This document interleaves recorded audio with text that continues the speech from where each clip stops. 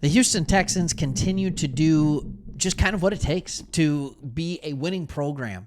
And that is not easy to do in the NFL. There is talent everywhere. There's talent everywhere. And so in order to be a successful program, talent is one part of the pie because some teams are more talented than others. All right, we understand that. But in order to be consistently good, you need to have elite talent. You need to have elite coaching. You need to have elite chemistry and camaraderie and facilities, all those things.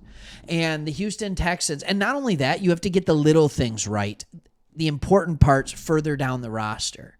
And so we're going to talk about a couple of those things. We're going to hear from your GM. I'm going to give you some audio on that, on what you're doing as a team. But before I get into that, if you're new to this channel, hey, we're Lions fans. We're not we're not pretending not to be, but we love the NFL. So we started a second channel almost a year ago, and the Texans were one of the teams that were like, we got to talk about this team. We think they're going to be good, but mostly because we wanted to talk about teams that the national media kind of ignored.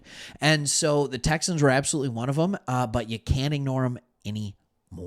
You can't. Best team in Texas. Let's go. So anyways, want to talk about this. First, I'll talk about a move that they made, and then I'll talk about a very smart thing that helps keep them ahead of the rest of the NFL on things they need to do. So the first thing they're doing is they're bringing back running back Dare Ogunbowale. This is a guy out of Wisconsin originally, and by originally I mean in college.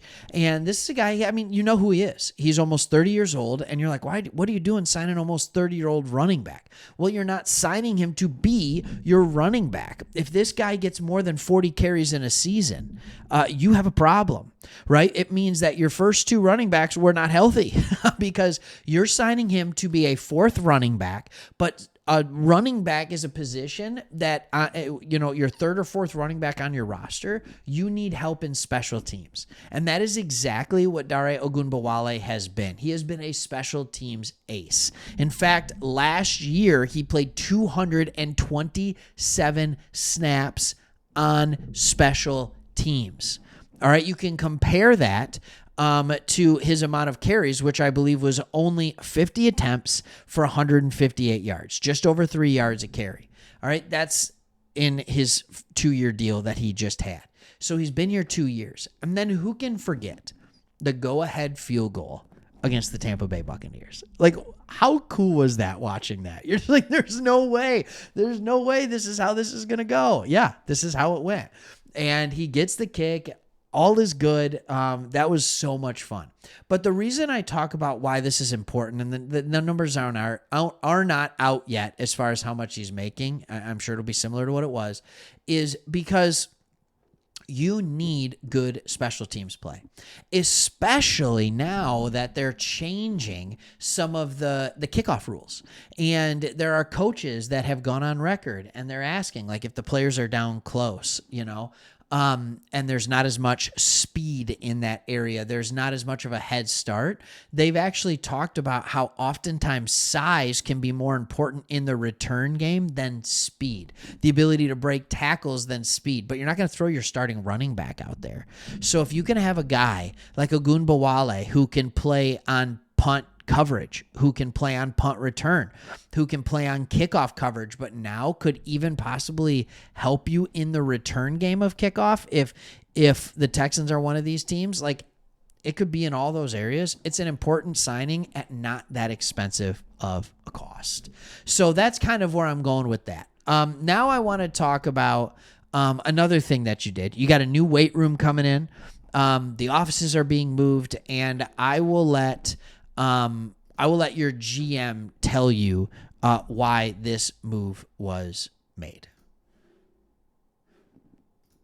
It's good to have everybody in the building, making some modifications to the building, redoing the weight room, shifting some offices. So we've had to, adapt and adjust here a little bit. I think that's emblematic of our program and kind of what we're about. But, I think some of the changes and adjustments that we're making in the building, certainly appreciate the support that the mayors have given us relative to making the resources available. So, when we come back for training camp, coaches' offices will be in a different spot. And it's all designed to to help the players and Right there. make ourselves accessible to the players, Right make the there. coaches available to the players, and make the flow a lot easier on the players. So just a number of things going on just kind of outside of the draft, outside of football. I'd say it's good to have everybody in the building, making some modifications to the building. There you go. So, and then it just starts over because that's how Twitter works. All right. So anyways, you heard it from him. I'm just going to reiterate and talk about the importance of it. There's a lot of coaches that understand the importance of relationship with players, that understand the importance of being together, but not every coach. And the fact that D'Amico Ryans was a former player, the fact that this coaching staff has multiple former players on it, the fact that they have an ownership that's willing to spend the money in order to get the correct weight room, in order to get the correct flow of the building is massive.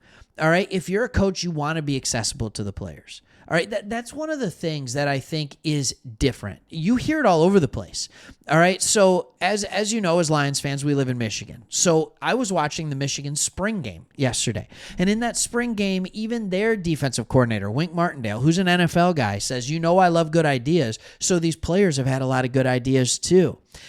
Jared Goff talks about it. Stroud talks about it. Like, you need to let your players talk to your coaches about what they're comfortable doing, what they enjoy doing, where they feel like they can excel. And then as coaches, you help those players understand, like, yep, you're right. That is where you excel. No, that's not actually where you excel.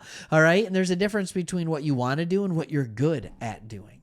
And so having that accessibility, the ability to do that. I'll even take it into my workplace. The church that I work at, we had 2 separate campuses for a while, and we still do, but we officed at the opposite campuses.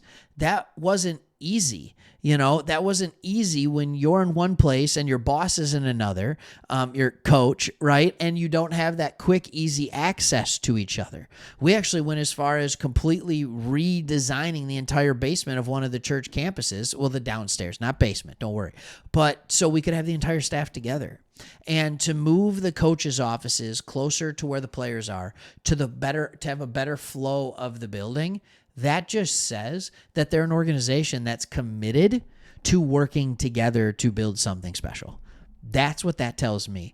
And so when I see that, when I hear that, all I can think to myself is, once again, this is an organization that's staying one step ahead of the competition, that is realizing that maybe it hasn't been done perfectly in the past, but we have the right head coach. We have a GM that's going to back him. And Chris talked about this yesterday in his video. When Caserio comes over, you're like, is this going to work? Because basically anything that's linked to the Patriots that goes on the road doesn't work. It doesn't work.